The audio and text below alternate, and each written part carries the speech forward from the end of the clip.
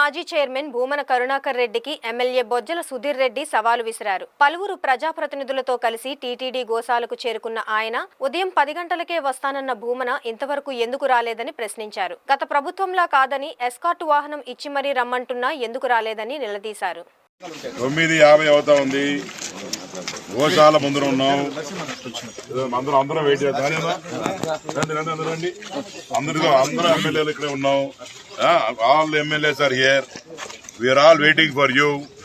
నువ్వు ఇంట్లో కూర్చొని ఇంకా లుంగి ఇప్పుకోకుండా ఆడే కూర్చుంటే అట్ట రావాలా? ఇక్కడ ఏదో గోశాలలో ఏదో అన్యాయం జరిగింది అంటివి చూపాలా?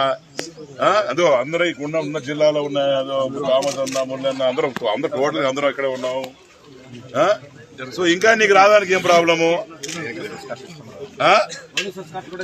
అది కూడా పోలీస్ ఎస్కార్ట్ తో పాటు మీలాంటి పనులు హౌస్ అరెస్టులు చేసే రకాలు కాదు.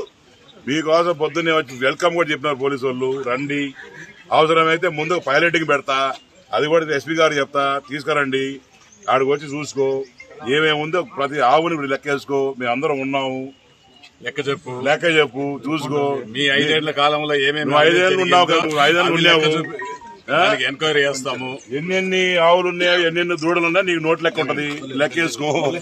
రా, నువ్వు ఇంట్లో కూర్చొని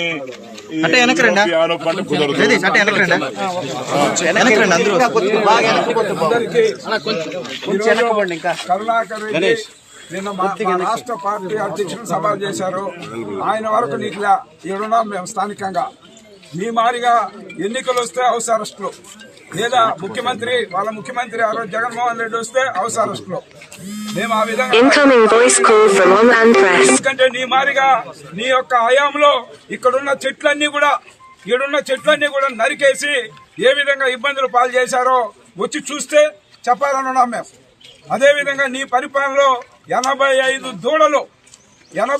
దూడలు ఏదైతే నీ అనుచరుడిగా బాధ్యత వహించాడో అతని ఆధీనంలో ఆ డోస్ అంతా ఎక్కువ ఇచ్చి 85 లేట్ దూడలు చనిపోతే దాన్ని బహిరంగంగా కూడా రాకుండా ఏ విధంగా అణిచేసావు నీ యొక్క కరుణాకర్ రెడ్డి చెప్పాలని పొద్దు డిమాండ్ చేస్తాను.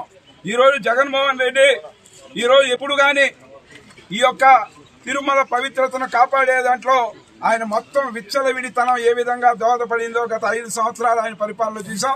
ఈ రోజు నువ్వు సవాలు విసిరిన మా రాష్ట్ర పార్టీ అధ్యక్షుడు మేమందరూ వచ్చాం.